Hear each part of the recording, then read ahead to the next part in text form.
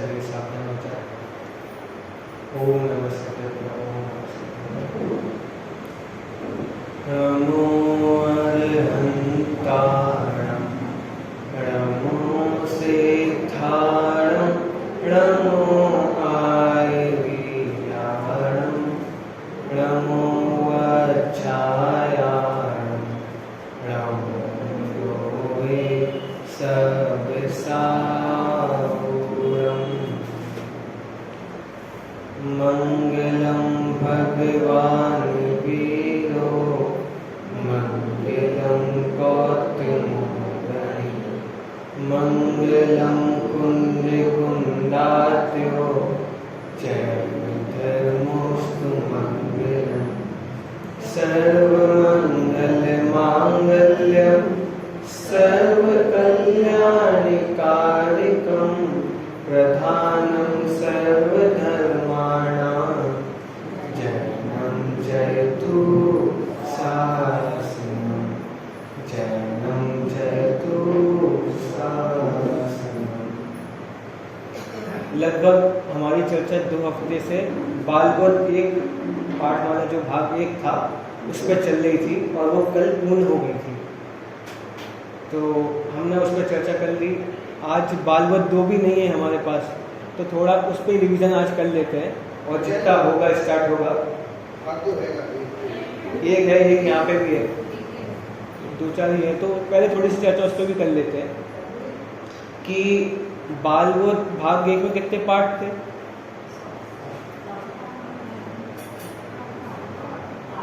7 या 8 उसमें पार्ट थे। पहला पार्ट कौन सा था?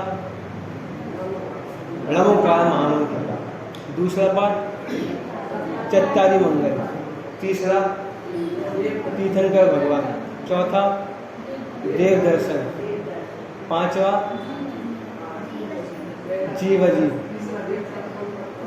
नहीं, तीसरा तीर्थंकर भगवान नहीं था। चौथा था देव दर्शन और 5वां जीव अजीब और 6वां दिनचर्या। 7वां आदिनाथ भगवान और 8वां मेरा धाम, जिसमें वो हमने जो कविता कल जानी थी। इस प्रकार हमारी चर्चा 8 पाठों पे हो गई थी, मतलब एक भाग पे हमारी चर्चा हो गई थी। तो थोड़ा आज प्रश्न उत्तर हम कर लेते हैं कि थोड़ा एक दिमाग में जो जितना विषय है वो क्लियर हो जाए। पहला पाठ कौन सा है? रणमुकार महामंत्र। एक बार शुद्ध हम पढ़ लेते हैं। नमो अरहंताणं नमो सिद्धाणं नमो आयुर्वेदाणं नमो वज्रायाणं नमो लोहे सविसारम्। इसमें क्या बताया? रणमुकार मंत्र हमने पढ़ा, तो इसमें इसका अर्थ क्या है? इसमें पंच परमेश्वरी को नमस्कार किया गया। पंच परमेश्वरी कौन कौन से होते हैं?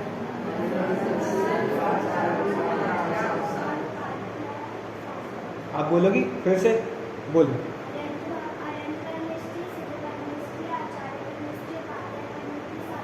Very good. तो ऐसे हमारे 5 परमेश्वरी होते हैं जिन्हें हमने नमस्कार किया। किसमें? रणमुकार महामंत्र में हमने नमस्कार किया। उसके बाद इसकी महिमा आई, रणमुकार मंत्र की महिमा आई। महिमा क्या है रणमुकार मंत्र की? ऐसो पंचणमो यारो सब पावपणासनो मंगलाणं च सर्वेसिं परमं वै मंगलम्। कि यह नमस्कार मंत्र सब पापों का नाश करने वाला है और सब मंगलों में पहला मंगल है। इस प्रकार हमने पहला पाठ पढ़ा था। दूसरा पाठ कौन सा था? चत्तारी मंगल। अब इस पर पूरा पाठ नहीं पढ़ते हैं हम। तो चत्तारी मंगल में हमने क्या क्या पढ़ा था? मंगल उत्तम और शरण। क्या? मंगल उत्तम शरण की 4 मंगल है, 4 उत्तम है और 4 शरण है। कौन उत्तम है, कौन शरण है और कौन मंगल है? कि अनंत भगवान, सिद्ध भगवान, साधु परमेश्वरी और केवल भगवान द्वारा बताया गया वीतराग धर्म। ये क्या है? मंगल उत्तम और शरण है। अच्छा, तो मंगल किसे कहते हैं?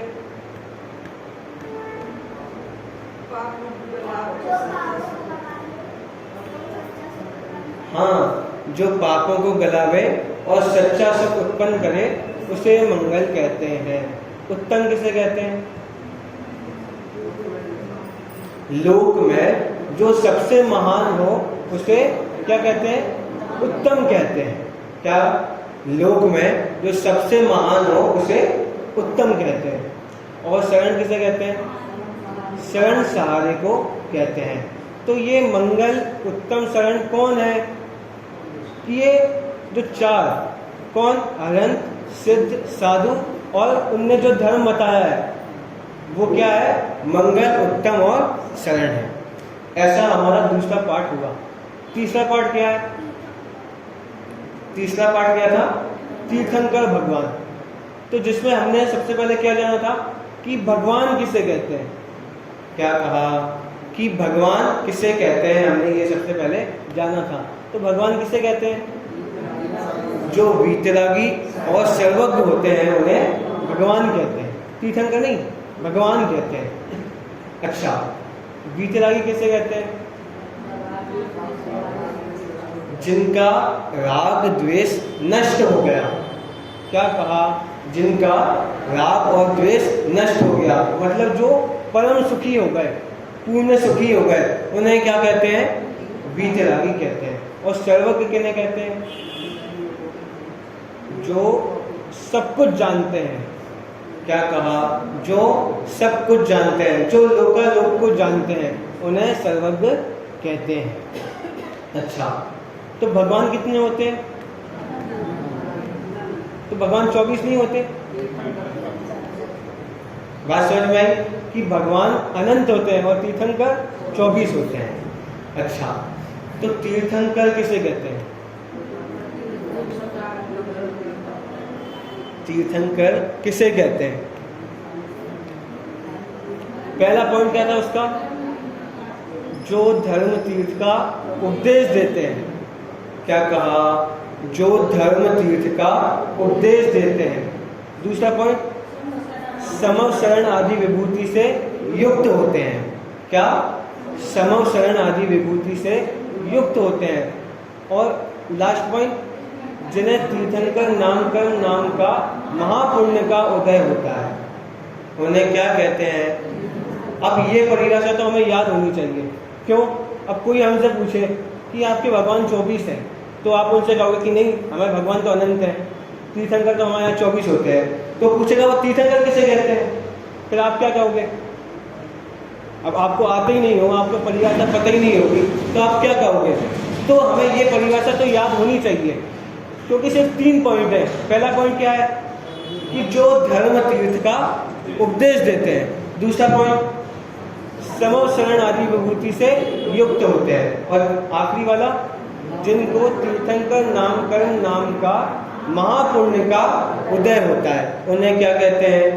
तीर्थंकर कहते हैं। अच्छा, तीर्थंकर कितने होते हैं? 24 होते हैं।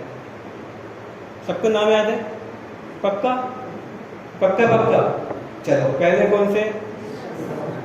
पहले ऋषभ देव, जिनका दूसरा नाम क्या है? अच्छा, ऋषभ देव को आदिनाथ क्यों कहा जाता है?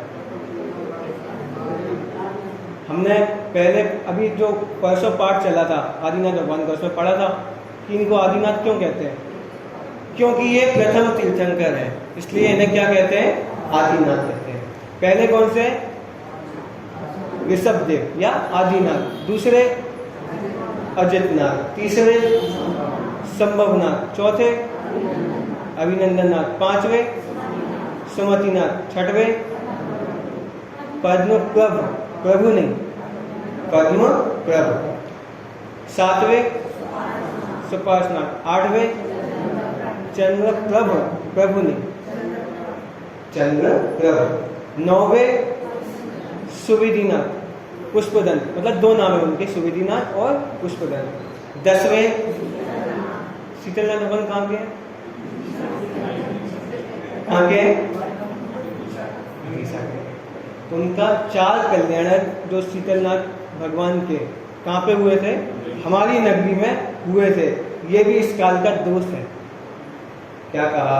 ये भी इस काल का दोष है कि भगवान को, मतलब वो बालक को यहाँ पर जन्म लेना पड़ा। कि जन्म कहाँ पे होता है तीर्थंकरों का? अयोध्या नगरी में जन्म होता है। तो शीतलनाथ भगवान, बालक शीतलनाथ ने कहाँ पे जन्म लिया? विदिशा नगरी, भद्दलपुर में। तो 10वें कौन से तीर्थंकर है? शीतलनाथ। 11वें श्रेयांसनाथ, 12वें वासुपूछ, 13वें विमलनाथ, 14वें अनंतनाथ, 15वें, 16वें, 17वें कुंतुनाथ, 18वें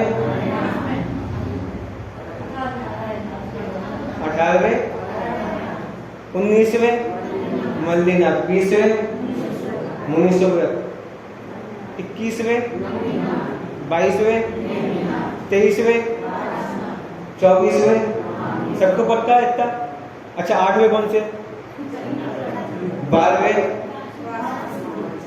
16वें, 21वें नवीनाथ। मतलब सबको इतना पक्का है कि हमें 24 तीर्थंकरों के नाम याद है। ऐसा हमारा तीसरा पाठ था जिसमें हमने भगवान और तीर्थंकर का स्वरूप जानने का प्रयास किया था। चौथा कौन सा पाठ है? देव दर्शन। क्या? देव दर्शन। कि हम इतने वर्षों से भगवान के दर्शन करते आए हैं, क्या वो सही है कि नहीं, हमने उसमें ये जानने का प्रयास किया था। तो भगवान के दर्शन कैसे करना चाहिए इसको जाना था हमने उसमें। कि हम सुबह उठें तो सबसे पहले क्या करें? क्या करें? नहा धोकर शुद्ध वस्त्र पहनकर मंदिर जी में जाएं। क्या कहा? शुद्ध वस्त्र पहनकर, नहा धोकर शुद्ध वस्त्र पहनकर मंदिर जी में जाएं। फिर मंदिर जी में जैसे ही आ गए तो क्या करें? कि दरवाजे पर साइड में चप्पल जूते अपने उतारें। और क्या करें? कि उसके बाद अपने हाथ पैर धोएं। उसके बाद क्या करें? कि जैसे ही हम मंदिर जी में एंटर करने वाले हों, प्रवेश करने वाले हों, तो 3 बार निश्चय निश्चय निश्चय बोलें। निश्चय का क्या अर्थ होता है? सर्व सांसारिक कार्यों का निषेध। कि अब हम मंदिर जी में आए हैं तो हमारे दिमाग में संसार की बातें ना घूमें। अब हम संसार की बातों का स्मरण ना करें कि हम अब भगवान के सामने आ गए हैं। अब जैसे ही भगवान की वेदी के सामने आए, भगवान के सामने आए तो क्या करें? 3 बार ओम जय जय जय नमोस्तु नमोस्तु नमोस्तु बोले। और उसके बाद ब्रह्मो काल मंत्र आदि पाठ करें। इतना करें। उसके बाद कि चत्तारी मंगल पाठ, ऐसो पंचणमो यारो इत्यादि पाठ करें। इसके बाद क्या करें? कि भगवान की परिक्रमा दें। क्या कहा? कि भगवान की परिक्रमा दें। कितनी बार? 3 बार। कहां से देंगे परिक्रमा? लेफ्ट साइड से। क्यों? क्योंकि जो पूजनीय होता है वो राइट साइड में होता है। तो भगवान की 3 बार परिक्रमा दें। और उसके बाद क्या करें? कि साइड में खड़े होके 9 बार नमोकार मंत्र पढ़ते हुए कायोत्सर्ग करें। क्या? कि खड़े होके साइड में 9 बार नमोकार मंत्र पढ़ते हुए कायोत्सर्ग करें। तो ये कायोत्सर्ग क्या है? शरीर से ममत्व का त्याग करना। क्या कहा? इस शरीर से ममत्व का त्याग करना मतलब क्या? कि ये शरीर मेरा नहीं है ऐसा विचार करना। ये शरीर मेरा नहीं है ऐसा निर्णय करना कि मैं क्या हूँ? मैं आत्मा हूँ, मैं शरीर नहीं हूँ। तो इसको कहा जाता है कायोत्सर्ग करना। अब उसके बाद क्या करना है? कि आधे पौन घंटे अपना स्वाध्याय करना।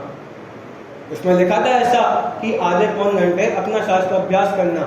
अगर मंदिर जी में प्रवचन चल रहे हो तो प्रवचन सुनना, अगर प्रवचन नहीं चल रहे हो तो अपना स्वाध्याय करना।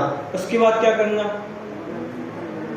कि जो हमने पढ़ा है या सुना है उस पर मनन चिंतन करना कि ऐसा ही है क्या, कि जो आज हमने सुना ऐसा ही है क्या, कि हम तो अभी तक ऐसा मानते थे, तो ऐसा नहीं है क्या, ऐसे मनन करना, ऐसा चिंतन करना। तो इत्यादि बातें हमने वो देव दर्शन की विधि में जानी थी। अब इसके बाद कौन सा पाठ था? जीव अजीब। क्या कहा? इसके बाद कौन सा पाठ था? जीव अजीब। तो जीव अजीब, जीव किसे कहते हैं? जिसमें जानने देखने की शक्ति पाई जाती है, या जो जानता देखता है उसे जीव कहते हैं। और क्या करता है जीव? जो सुख दुख का अनुभव करता है। क्या कहा? जो सुख दुख का अनुभव करता है उसे जीव कहते हैं। और अजीब किसे कहते हैं? जिसमें जानने देखने की शक्ति नहीं पाई जाती उसे जीव कहते हैं, अजीब कहते हैं। अच्छा, तो आंखें देखती हैं क्या? आंखें देखती हैं क्या? कान सुनते हैं क्या? तो बात समझ में आई? तो कौन देखता है, कौन जानता है? जीव जानता है। मतलब वो ज्ञान को अभेद करके वो जीव का कहते हैं कि ज्ञान किसमें पाया जाता है? जीव में पाया जाता है। तो कहा जाता है कि वो जीव ही जानता है। जानता तो ज्ञान ही है, लेकिन उसको अभेद करके ऐसा कह देते हैं कि वो जीव ही जानता है। तो जिसमें जानने देखने की शक्ति पाई जाती है उसे क्या कहते हैं? जीव कहते हैं। और जिसमें जानने देखने की शक्ति नहीं पाई जाती उसे क्या कहते हैं? अच्छा, कबूतर क्या है? कबूतर क्या है? क्यों बेटा? अजीब है कबूतर। अच्छा, हाथी क्या है? मतलब कि वो कबूतर है, उसका शरीर क्या है? अजीब है। और उसका आत्मा क्या है? जीव है। हाथी क्या है? हाथी का शरीर अजीब है, और जो जीव है, जो आत्मा है, वो क्या है? जीव है। तो हम क्या है? हम क्या है? अब भूल समझ में आ रही है कि हम इस शरीर को भी अपना मानना है। क्यों? क्योंकि हमारा शरीर अजीब है और हम क्या है? जीव है। तो ये हमारा शरीर कहां से हो गया? बात समझ में आई कि अभी भी क्या लग रहा है? हमारा। क्या लग रहा है? हमारा। लेकिन हमारा है क्या? क्यों? क्यों हमारा नहीं है? क्योंकि ये अजीब है और मैं क्या हूं? जीव हूं। बात समझ में आई कि जीव और अजीब अलग अलग है कि नहीं? तो मैं मतलब जीव और ये शरीर मतलब अजीब, ये दोनों अलग अलग है कि नहीं? लेकिन अभी भी क्या लग रहा है? हम मतलब हमारा शरीर और हम जीव। तो ये शरीर हमारा नहीं है। मतलब उस पाठ में हमने ये वेद विज्ञान किया था कि ये शरीर मेरा नहीं है, मैं क्या हूं? जीव हूं। क्यों? क्योंकि ये शरीर जानता देखता नहीं है और मैं जो जीव हूं वो जानता देखता हूं। ऐसा हमने वो जीव अजीब का पाठ पढ़ा था। इसके बाद दिनचर्या। दिनचर्या में क्या जाना था हमने? दिनचर्या में क्या जाना था? कि जो काम जिस समय पे किया जाता है उस समय पे करना चाहिए। क्या कहा? जो काम जिस समय पे करना चाहिए उस समय पे करना चाहिए। अच्छा, आप बताओ कि आप भगवान की पूजा रात में करते हो क्या? क्यों? ऐसा क्यों है कि रात में भगवान की पूजा क्यों नहीं करते? क्योंकि वो उचित समय नहीं है। क्या कहा? उचित समय नहीं है। बात समझ में आ रही है? भगवान का प्रक्षाल रात में क्यों नहीं करते? उचित समय नहीं है। तो मतलब जो काम जिस समय पर होता है उस समय हमें करना चाहिए। तो उस पाठ में हमने क्या जाना था कि जो काम जिस समय पे किया जाता है उस समय पे हम वो काम करें। कि हमें सुबह कितने बजे उठना चाहिए? कि उसमें लिखा था सूर्य उदय होने से पूर्व हम बिस्तर छोड़ दें। और हम क्या करते हैं? हमारे बच्चे क्या करते हैं? अब नहाना कब चाहिए? कि सुबह जल्दी उठ के नहाना चाहिए। अब नहाते कब है? अब आपने देखा हो कि जितने भी बच्चे हॉस्टल आदि में रहते हैं या बाहर पढ़ने चले जाते हैं तो सुबह उठेंगे 10-11 बजे उठेंगे, फिर पढ़ने लगेंगे या कहीं घूमने चले जाएंगे और फिर पता नहीं कब नहाएंगे। तो मतलब जो काम जिस समय पे किया जाता है वो हमें करना चाहिए। उस पाठ में हमने ये जाना था। अब दिनचर्या के बाद कौन सा पाठ था? आदिनाथ भगवान का। किसका? तीर्थंकर भगवान आदिनाथ। अच्छा, तो उसमें सबसे पहले हमने ये जाना था कि भक्तामृत जो पाठ है, स्तोत्र है, उसमें किसकी भक्ति की गई है? आदिनाथ भगवान की भक्ति की गई है। अच्छा, अब एक बात बताओ, जो आदिनाथ भगवान है कौन से तीर्थंकर है? प्रथम तीर्थंकर है। आदिनाथ भगवान का जन्म कब हुआ?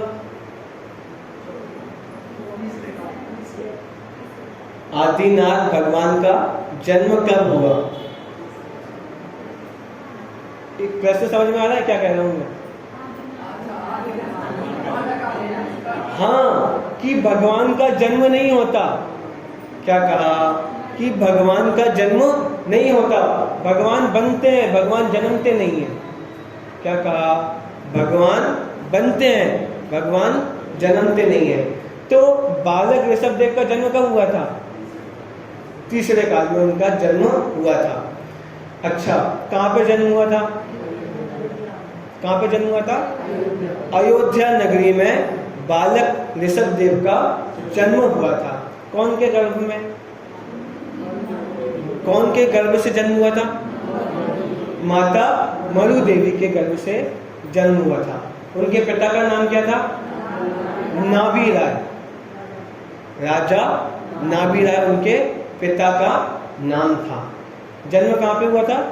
अयोध्या नगरी में। अच्छा, उन्होंने शादी की थी क्या? राजा ऋषभदेव ने शादी की थी? 2 शादी की थी। कौन कौन से?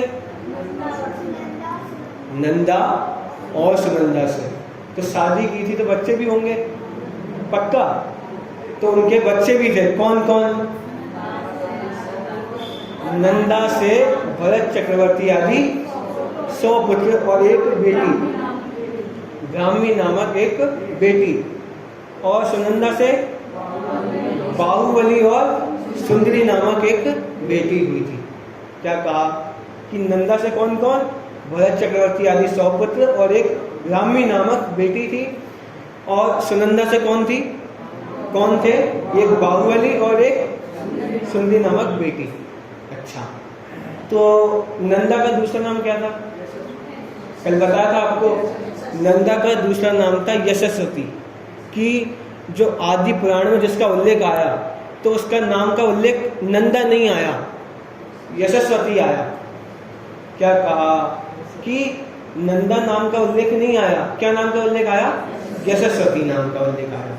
तो ऐसे उनका परिवार था। अच्छा, उनको वैराग्य कब आया था? वैराग्य कब आया था?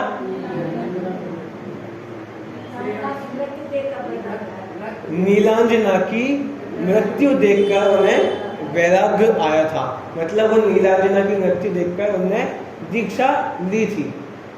आपको पता है उनके साथ कितने राजाओं ने वो दीक्षा ली थी? 4000 राजाओं ने। कितने? कि मतलब उनने दीक्षा ली तो 4000 और राजाओं ने भी मुनि दीक्षा ले ली। किनके साथ? वो ऋषभदेव मुनि के साथ। और जैसे ही वो मुनि बने उनको एक और ज्ञान की प्राप्ति हो गई। मतलब 3 ज्ञान तो जन्म से थे। कौन कौन से? मति ज्ञान, श्रुत ज्ञान और अवधि ज्ञान। और जैसे ही वो मुनि दीक्षा उन्होंने ली और मुनि बने तो उन्हें एक और ज्ञान की प्राप्ति हो गई। कौन से? मना भरे ज्ञान की प्राप्ति हो गई। कि मतलब जैसे ही मुनि बने तो वो 4 ज्ञान के धारी हो गए। अच्छा, तो 6 महीने तक तो वो आत्म साधना में लीन रहे। कौन? वो ऋषभदेव मुनि। और 6 महीने के बाद उनको आहार लेने का विकल्प आया। क्या कहा? 6 महीने के पश्चात उनको आहार लेने का विकल्प आया, तो कब तक आहार नहीं मिला उनको? मतलब 6 महीने बाद भी और 6 महीने। क्या कहा? 6 महीने तक तो आत्म साधना में लीन है और उसके बाद भी 6 महीने तक उनको आहार की विधि नहीं मिली। मतलब भोजन देने वाले तो बहुत लोग थे, लेकिन भोजन कैसे दिया जाता है, आहार कैसे दिया जाता है, ये कोई नहीं जानता था। क्या कहा कि आहार कैसे दिया जाता है, किस विधि से दिया जाता है, ये कोई नहीं जानता था। तो 6 महीने और उन्हें आहार नहीं मिला, लेकिन फिर 1 वर्ष के बाद उनको आहार मिला। किसके निमित्त से? राजा श्रेयांश के निमित्त से। अच्छा, कौन सी नगरी में मिला था? हस्तिनापुर नगरी में। तो वहां के राजा कौन थे? राजा सोमप्रभ। क्या? वहां के राजा कौन थे? राजा सोमप्रभ। उनके छोटे भाई थे राजा श्रेयांश, उनके निमित्त से उनको आहार मिला। किसको? वो ऋषभदेव मुनि को उनको आहार मिला। काय का आहार मिला? इक्षु रस का। इक्षु मतलब गन्ने के रस का उनको आहार मिला। उसके 1000 वर्ष के बाद, मुनि दीक्षा के 1000 वर्ष के बाद उनको केवल ज्ञान की प्राप्ति हुई। क्या? कि 1000 वर्ष के बाद उनको केवल ज्ञान की प्राप्ति हुई। तो केवल ज्ञान की प्राप्ति हुई तो क्या हुआ? कि उनका समव शरण लगा। क्या कहा? कि उनका समव शरण लगा, कि वो अभी तक तीर्थंकर नहीं थे। क्या कहा? कि अभी तक, जब तक वो भगवान नहीं बने थे, जब तक उनने केवल ज्ञान की प्राप्ति नहीं की थी, तब तक वो तीर्थंकर नहीं थे, लेकिन अब जाके वो तीर्थंकर बने। क्या कहा? कि जैसे ही वो भगवान बने तब वो तीर्थंकर बने। क्यों? क्योंकि जो तीर्थंकर नामकरण की प्रकृति है, उसका उदय 13वें गुणस्थान में होता है। उसका उदय कब होता है? कि जब भगवान बन जाते हैं, उसका उदय तब होता है कि जब वो भगवान बने तब वो तीर्थंकर बने, पहले वो तीर्थंकर नहीं थे। तो जैसे ही वो तीर्थंकर बने, उनका समव शरण लगा और उनकी दिव्य ध्वनि खिलने लगी। तो उनके प्रथम गणधर कौन थे? तो गणधर भी होंगे कि उनकी दिव्य ध्वनि खेल रही है, तो गणधर भी होंगे। तो प्रथम गणधर कौन थे? ऋषभसेन। कौन? ऋषभसेन। ऋषभसेन भी उनके बेटे ही थे। किनके? आदिनाथ ऋषभदेव राजा के। किसके? ऋषभदेव राजा के बेटे ही थे। तो उनके पहले गणधर कौन थे? ऋषभसेन। और उनकी निंदा करने वाले भी कौन थे? उनके परिवार के थे। कौन? मारीची। मारीची कौन के पुत्र थे? भरत चक्रवर्ती के बेटे थे। कौन? मारीची। तो वो मारीची ने उनका विरोध किया। किसका? भगवान आदिनाथ का। क्यों मारीची ने विरोध किया? इतना सब पता है, सबको पता है, लेकिन विरोध क्यों किया था? क्योंकि भगवान की दिव्य ध्वनि में आया कि जो ये मारीची है, मतलब भरत चक्रवर्ती को एक प्रश्न हुआ कि जैसे ही वो दिव्य ध्वनि में गए, कौन? भरत चक्रवर्ती। तो उनको एक प्रश्न हुआ कि आप तो पहले तीर्थंकर हैं, कि यहाँ पे कोई और भी तीर्थंकर बैठे हैं क्या जो आगे तीर्थंकर बनेंगे? तो उनकी दिव्य ध्वनि से खिला कि ये जो मारीची है, ये जो तुम्हारा बेटा है जो मारीची, वो 24वां तीर्थंकर होगा। कौन? मारीची। तो ये जो मारीची वो महावीर होगा। तो मारीची ने विरोध किया। क्यों? क्योंकि आप बनना पहले तीर्थंकर और हम बनेंगे 24वें, ऐसा नहीं हो सकता। तो उसने क्या किया कि उसने विरोध किया कि हम पहले बन के दिखाएंगे, कि हम पहले तीर्थंकर बन के दिखाएंगे, हम आपसे पहले मोक्ष में जाके दिखाएंगे। क्या ऐसा हो पाया? क्या नहीं हो पाया।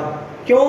क्योंकि भगवान की दिव्य ध्वनि में आ गया था कि जैसा होना होता है वैसे ही भगवान की दिव्य ध्वनि में आता है। तो भगवान की दिव्य ध्वनि में क्या आया था कि मारीची महावीर होगा, ये मारीची है वो 24वां तीर्थंकर होगा। लेकिन उसने विरोध किया और उसने 363 मत चलाए। कितने मत? 363। अब जितने भी ये धर्म चल रहे हैं, किसकी देन है? महावीर जी की देन है। और ऐसा भी कह सकते हैं कि भगवान महावीर की देन है। नहीं, क्यों? क्योंकि महर्षि की पर्याय अलग है और महावीर की पर्याय अलग है। क्या कहा कि महर्षि की पर्याय अलग है और महावीर की पर्याय अलग है। तो अब कोई तो ये देख के ऐसा कह सकता है कि ये तो अभव्य है, कि इसने इतने धर्म चलाए, 363 मत चला दिए, इतने धर्म बना दिए, इतने गलत गलत धर्म बना दिए, तो कोई तो ये कह सकता है कि ये तो अभव्य है, कभी मोक्ष में नहीं जाएगा, ऐसा कह सकता है। तो लेकिन इन बात से क्या ध्यान रखना कि ऐसा नहीं होता कि जो आज पाप कर रहा है वही कल भगवान बन जाए, कि जो आज हमें पापी दिख रहा है वो हमसे पहले मोक्ष में चले जाए, ऐसा हो सकता है। तो किसी को उसकी पर्याय से उसको पापी मत देखना। क्यों? क्योंकि भी उसमें भी मोक्ष जाने की योग्यता है, उसमें भी भगवान बनने की योग्यता है। क्या कहा कि मतलब उसकी वर्तमान पर्याय से हम उसको ना आंकें। क्या कहा कि हमें अपने बच्चे के गलत काम दिख रहे हैं, हमें अपने बच्चे के गलत काम दिख रहे हैं या किसी और के गलत काम दिख रहे हैं। हो सकता है कि कल वो सुधर जाए, हो सकता है कि कल के दिन वो मुनि दीक्षा ले ले, ऐसा भी तो हो सकता है। तो हम उसको ना आंकें उसकी वर्तमान पर्याय से। हाँ, उसकी निंदा करें, किसकी? उसकी जो वर्तमान पर्याय है, जो उससे गलत काम है उसकी निंदा करें, लेकिन उस जीव की निंदा ना करें। क्या कहा कि पापों की निंदा तो करें लेकिन उस जीव की निंदा ना करें। क्यों? क्योंकि वो जीव कल के दिन भगवान बन सकता है। अब जैसे हमारा बालक हुआ, एक बालक का जन्म हुआ, तो बालक है, मतलब पैंट में पॉटी भी कर सकता है, सूसू भी कर सकता है, कुछ भी कर सकता है। तो क्या हम बच्चे को छोड़ देंगे क्या? क्यों? क्योंकि ये उसकी योग्यता है, ये अभी कर रहा है लेकिन कल के दिन ऐसा नहीं करेगा। तो ऐसे ही सब जीवों में ऐसा देखें कि क्या कि भले ही इसकी वर्तमान पर्याय ऐसी है लेकिन कल के दिन ये सुधर भी सकता है। तो अब जब सब जीवों को ऐसा देखेंगे तो हम सबको माफ कर सकते हैं, तो हम सबको क्षमा कर सकते हैं। अगर पापी देखते रहेंगे तो कभी किसी को क्षमा नहीं कर पाएंगे। क्या कहा? अगर एक जीव को पापी ही देखते रहेंगे तो क्या आप उसको क्षमा कर पाओगे? क्या नहीं कर पाएंगे। तो क्या देखना पड़ेगा? सब जीवों को जीव देखना पड़ेगा, सब जीवों को भगवान देखना पड़ेगा कि कल के दिन ये भी भगवान बन सकता है, इसमें भी भगवान बनने की योग्यता है। कि भले ही अभी इसके जीवन में पाप है लेकिन ये पाप छूट भी सकते हैं। तो उसको धर्म में लगाना चाहिए, कि उसको अच्छी बातें बतानी चाहिए, उसको सतमार्ग में लगाना चाहिए। तो सतमार्ग में लगाएंगे तो वो पाप छूटे आएंगे। तो ऐसी भगवान की जीवध्वनि खिली और थोड़े वर्ष के बाद वो भगवान को मोक्ष हो गया। किसको? आदिनाथ भगवान को। कहाँ से मोक्ष हुआ? कैलाश पर्वत से मोक्ष हो गया। कहाँ से? अब ये भी दोष है कि उनको कैलाश पर्वत से मोक्ष हुआ। किसको? आदिनाथ भगवान को। कि जितने भी तीर्थंकर होते हैं वो सिर्फ सम्यक शिखर जी से ही मुक्त होते हैं। क्या कहा कि जितने भी तीर्थंकर होते हैं भरत क्षेत्र में वो सिर्फ कहाँ से मुक्त होते हैं? सम्यक शिखर जी से। लेकिन इस काल का दोष है कि उनको कहाँ से मुक्त होना पड़ा? कैलाश पर्वत से मुक्त होना पड़ा। तो आदिनाथ भगवान कहाँ से मुक्त हुए? कैलाश पर्वत से उनको निर्वाण की प्राप्ति हुई। तो ऐसा हमने अपना 7वां पाठ जाना था। अब आखिरी पाठ कौन सा था? आखिरी पाठ कौन सा था? मेरा धाम। अब मेरा धाम में क्या जाना था? मेरा धाम में क्या जाना था? कि शुद्धात्म है मेरा नाम। अच्छा, आपका नाम क्या है? क्या? आद्या, आर्या। तो उसमें क्या जाना हमने? कि मेरा नाम आर्या नहीं है, मेरा नाम क्या है? शुद्धात्मा मेरा नाम है। क्या कहा? शुद्धात्मा मेरा नाम है। कि ये जो नाम मिले हैं मुझे मनुष्य पर्याय की अपेक्षा से मिले हैं, सिर्फ लोग व्यवहार चलाने की अपेक्षा से मिले हैं, लेकिन अनादि से लेके अनंत काल तक मेरा नाम क्या है? शुद्धात्मा। और मेरा काम क्या है? मेरा काम क्या है? सिर्फ जानना देखना मेरा काम है। तो झाड़ू पोछा लगाना मेरा काम नहीं है, रोटी बनाना मेरा काम नहीं है, दवाई बेचना मेरा काम नहीं है, धंधा करना मेरा काम नहीं है। नहीं, ये सब मेरा काम नहीं है। मेरा काम क्या है? सिर्फ जानना देखना, ये मेरा काम है। अब लेकिन अनादिकाल से हमने ये नहीं पहचाना, क्या कि अनादिकाल से हमने अपना काम नहीं पहचाना, अपना नाम नहीं पहचाना, इसलिए हम दुखी हुए। क्या कहा? कि हमने अपना नाम और अपना काम नहीं पहचाना, इसलिए हम दुखी हुए। कि हम तो थे जानने वाले, देखने वाले, लेकिन माना क्या? कि मैं तो रोटी बनाती हूँ, मैं तो खाना बनाती हूँ। और अब कोई कह दे कि कैसा खाना बनाती हो, तुम्हें तो खाना ही बनाना नहीं आता, तो फिर कैसा लगता है? कैसा लगता है फिर?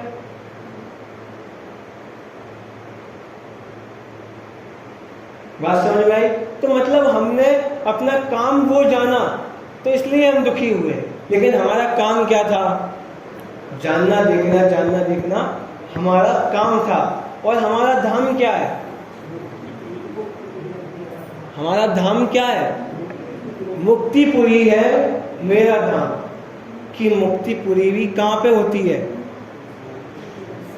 मोक्ष में नहीं होती, सिद्धालय में नहीं होती, आत्मा में मुक्ति होती है। कि सुख की प्राप्ति कहाँ पे होती है? सुख की प्राप्ति कहाँ पे होती है? आत्मा में होती है। सिद्धालय में सुख की प्राप्ति नहीं होती। आपको पता है कि सिद्धालय में सिद्ध भगवान के साथ अनंत निगोदिया जीव भी रहते हैं। क्या कहा? सिद्ध भगवान के साथ अनंत निगोदिया जीव भी रहते हैं। तो क्या सिद्धालय में वो सुखी है क्या? अगर सिद्धालय में सुख होता तो वो निगोदिया जीव भी सुखी होते। क्या कहा? अगर सिद्धालय में सुख होता तो निगोदिया जीव भी सुखी होते। लेकिन सिद्धालय में सुख नहीं है। सिद्धालय में सुख नहीं है, तो सुख कहाँ पे है? कि अपनी आत्मा में सुख है। क्यों अपनी आत्मा में सुख क्यों है? अपनी आत्मा में सुख क्यों है? क्योंकि सुख मेरा गुण है। क्या कहा? सुख मेरा गुण है, सुख मेरा अधिकार है, सुख मेरा काम है, सुख मेरा स्वभाव है। बात समझ में आई? तो इसलिए सुख आत्मा से मिलता है, सुख अन्य वस्तु से नहीं मिलता। तो मुक्तिपुरी है मेरा धाम। कि मेरा धाम क्या है? मेरा घर क्या है? कि मेरा घर आत्मा ही मेरा घर है। तो ये सब हमने वो मेरा धाम पाठ में जाना था। तो इत्यादि बातें हमने मेरा धाम पाठ में जानी थी। इस प्रकार हमने पहले भाग की चर्चा की थी।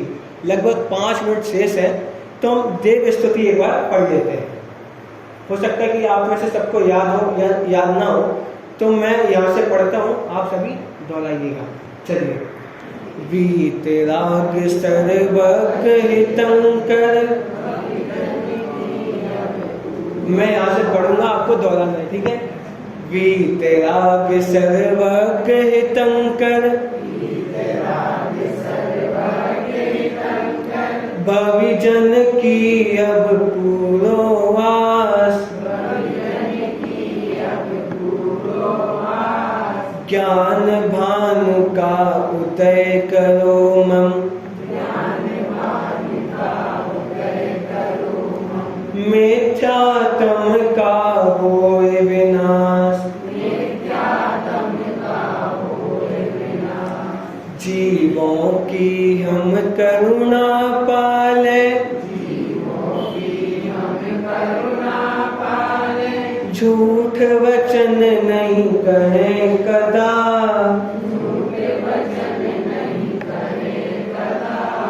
पर धन कबहु न हरहु स्वामी,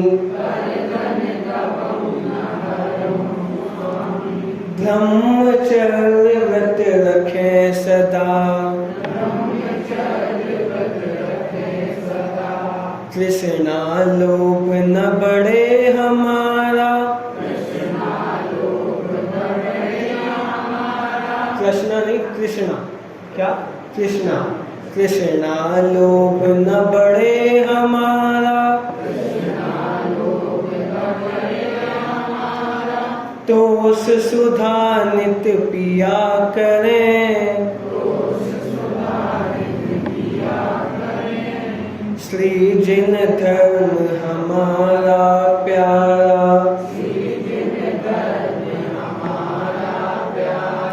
तिसकी सेवा किया करें, दूर भगावे बुरी रीतियाँ, सुखद रीति का करें प्रचार, मेल मिलाप बढ़ावे हम सब,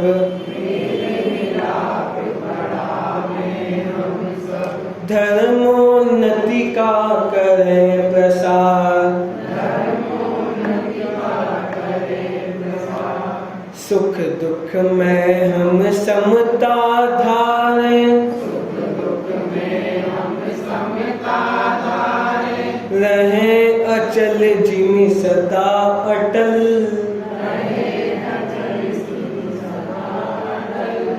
न्याय मार्ग का लेस न त्यागें, वृद्धि करें निज आत्म बल,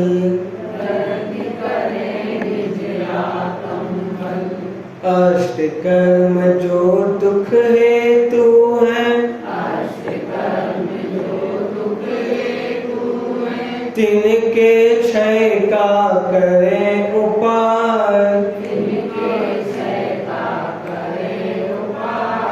नाम आपका जपे निरंतर, विघ्न शोक सब ही टल जाए, आत्म शुद्ध हमारा होवे,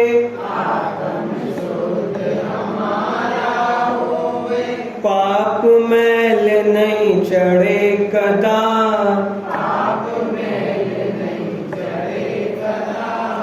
विद्या की हो उन्नति हम में,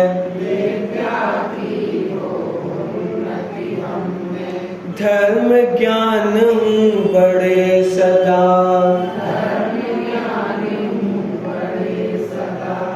हाथ जोड़ कर शीश नवावे,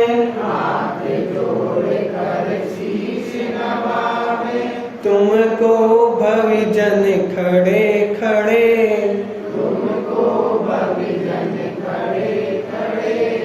यह सब पूरो आस हमारी, चरण शरण में आन पड़े।